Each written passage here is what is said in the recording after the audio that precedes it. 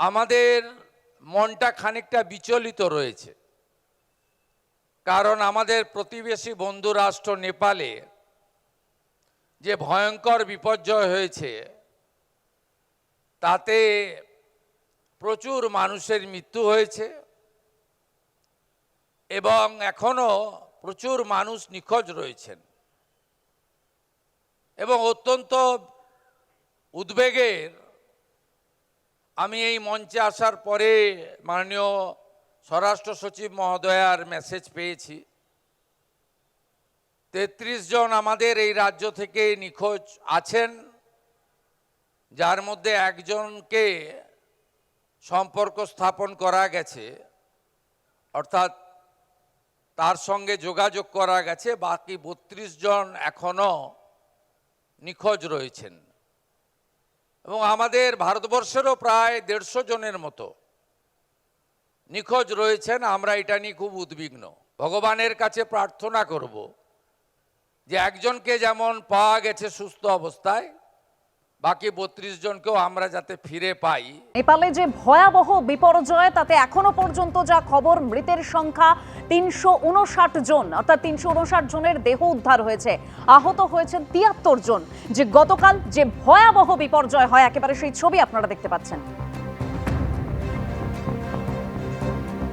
নেপালের ৩টি জেলায় প্রবল ক্ষয়ক্ষতি হয়। যেভাবে জলের স্রোত এগিয়ে আসছে, একেবারে সেই মুহূর্তের ছবি আপনারা দেখতে পাচ্ছেন। ৪৫টি ব্রিজের মধ্যে ৪৪টি ব্রিজই ভেঙে গেছে, যার ফলে যোগাযোগ ব্যবস্থা ব্যাহত হয়ে পড়েছে।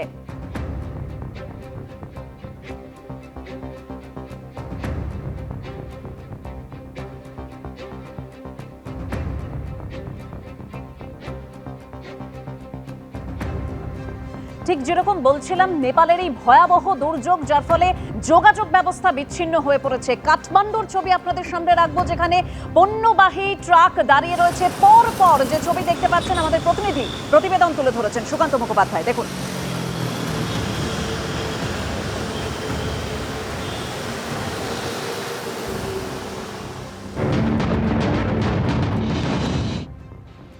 আমরা এই মুহূর্তে রয়েছি কাঠমান্ডুর কলঙ্কি রোডে, অর্থাৎ অন্যতম হাইওয়ে। সেখানে দেখা যাচ্ছে যে গত ৪৮ ঘন্টা ধরে সমস্ত পণ্যজাত যে সমস্ত গাড়ি রয়েছে, সেই সমস্ত গাড়ি এই হাইওয়ের একটা দিকে একেবারে সর্পিল লাইন দেখা যাচ্ছে।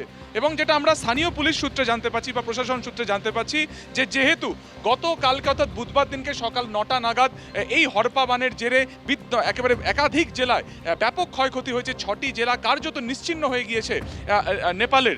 তার জেরে কিন্তু সেখান থেকে যে মেন রোড যায়, সেই মেন রোডও কার্যত এই হরপা বানের জেরে পুরো ধসে গিয়েছে। এবং সেই কারণে এই কলঙ্কি রোড অর্থাৎ কাঠমান্ডু পর্যন্ত তার জের এসে পড়েছে। এবং সেই কারণে দেখা যাচ্ছে যে অন্যতম ব্যস্ততম যে সড়ক, তার একটা নির্দিষ্ট লেন কিন্তু সমস্ত কিছু এরকম গুডস ভেহিকেল দাঁড়িয়ে রয়েছে। অর্থাৎ যেখান থেকে এই রাস্তা ধরেই নেপালের মাধ্যমে বিহার, উত্তরপ্রদেশ, মধ্যপ্রদেশ এবং রাজস্থানের বিস্তীর্ণ জায়গাতে সমস্ত সামগ্রী যায় বা নেপালে ঢোকে। সেই সমস্ত যে ট্রাক রয়েছে, পণ্যবাহী ট্রাক, সেই সমস্ত ট্রাক কিন্তু রাস্তার একটা নির্দিষ্ট জায়গাতে লাইন দিয়ে দাঁড়িয়ে রয়েছে। এবং যেটা জানা যাচ্ছে যে যেহেতু সামনের রাস্তা এখনো পর্যন্ত ক্লিয়ার নয় বা পরিষ্কার নয়, তাই পরবর্তী সময় কখন এই রাস্তা পুরোপুরি খোলা হবে, কখন এই সমস্ত পণ্যবাহী যে গাড়ি, সেই গাড়ি কাঠমান্ডুর এই রাস্তা ধরে নিজস্ব গন্তব্যে পৌঁছে যাবে, সেটা নিয়ে কিন্তু কোনো রকম সদুত্তর নেই।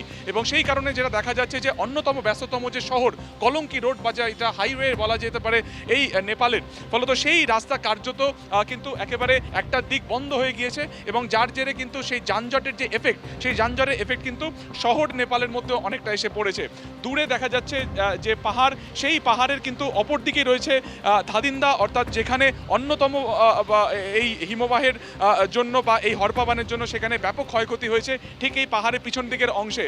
এবং এই তার ঠিক নিচের যে অংশ দেখা যাচ্ছে যে হিমালয় পরিবেষ্টিত এই যে গোটা নেপালের যে শহর, সেই শহর সেখানে রয়েছে।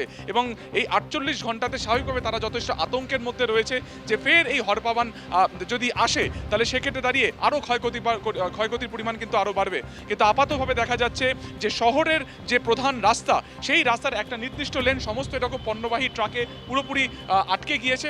কবে এই ট্রাক নির্দিষ্ট গন্তব্যে পৌঁছবে, তার কোনো সদুত্তর কিন্তু এখনো পর্যন্ত নেপাল পুলিশ প্রশাসনের কাছে নেই।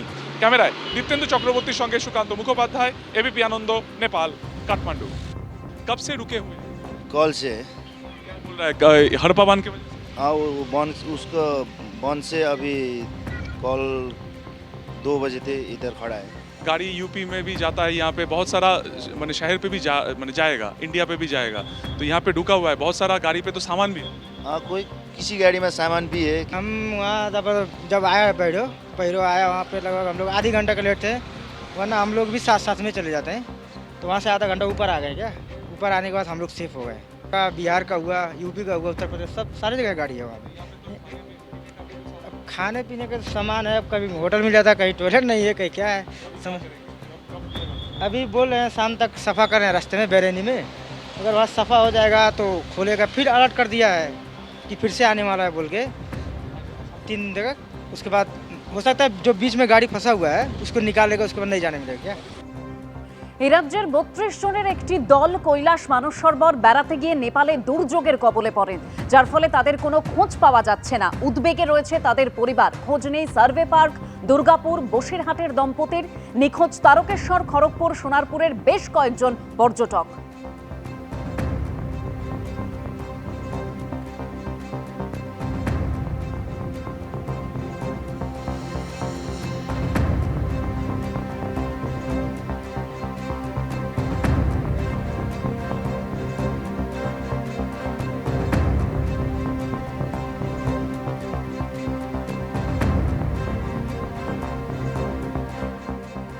মানস সরোবর বেড়াতে গিয়ে নেপালে নিখোঁজ হাওড়ার সাঁকরাইলের বাসিন্দা অনিতা দাস। উদ্বেগে তার পরিবার। গত ২১শে অগস্ট কলকাতা থেকে কৈলাস মানস সরোবরে ট্রাভেল এজেন্সির সঙ্গে রওনা হন বছর ৬৮-র ওই বৃদ্ধা। গত মঙ্গলবার বৃদ্ধার সঙ্গে শেষ কথা হয় তাঁর ছেলের, দাবি পরিবারের।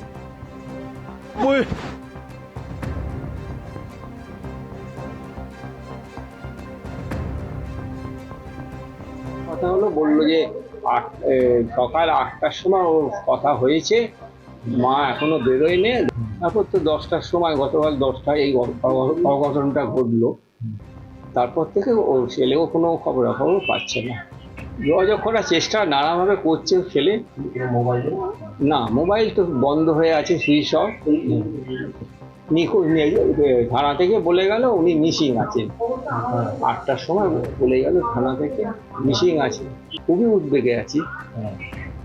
খবর তো পাওয়া যাচ্ছে না, ফোনটা সুইচ অফ রয়েছে।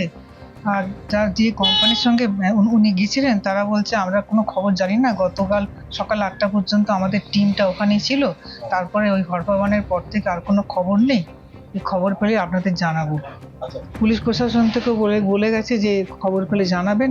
রাজ্য সরকার চেষ্টা করছে, ভবানী ভবনের সঙ্গে যোগাযোগ ওনার ছেলের বৌমা করেছে। উদ্বেগে তো আছি, ওনার কোনো খোঁজ পাওয়া যাবে নাকি, আর দেখতেও পাবো না কোনোদিন, সেটা উদ্বেগের কারণ। এবিপি আনন্দ, এগিয়ে থাকে, এগিয়ে রাখে।